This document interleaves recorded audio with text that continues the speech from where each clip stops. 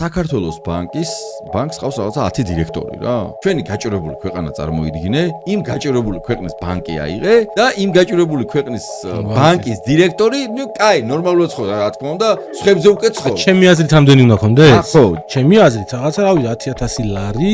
10000 ლარი. გააჩნია ეხლა. ხო, რო კონდეს ისეთ ხელფასია ნორმალური ჩემი აზრით. რამდენია კიცი?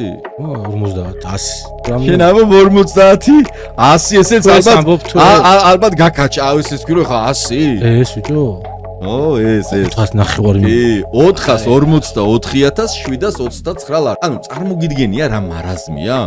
9 მილიონი ლარი აქვს თვეში საქართველოს ბანკის დირექტორი, რომელიც წეწავს პირდაპირ მნიშვნელობით წეწავს აყაჩაღებს საქართველოს იგივეა TBC-ში კაცო რა გონია იმას თადი ნაკლები კი არის იგივეა პირდაპირ მეტყველებს ეს იმ ციფრებზე იმ მოგებაზე რომ არალოგიკურია ის მოგება შესაბამისად ესეც ყოა 2 მილიონი რას ლაპარაკობ არ ვიცი ეს დოლარს ბეჭდავენ იმ ტიპებს არ ეკნება 6 დირექტორი ყავს იმას რა ქვია TBC-ს რა 19,801,000 ლარი დაუჯდა წლიდან წლამდე ესე იგი ერთი დირექტორის ანაზღაურება წელიწადში იყო 3,300,000 თვეში 275,000 ლარი ამას არ ქონიათ კარგად ხო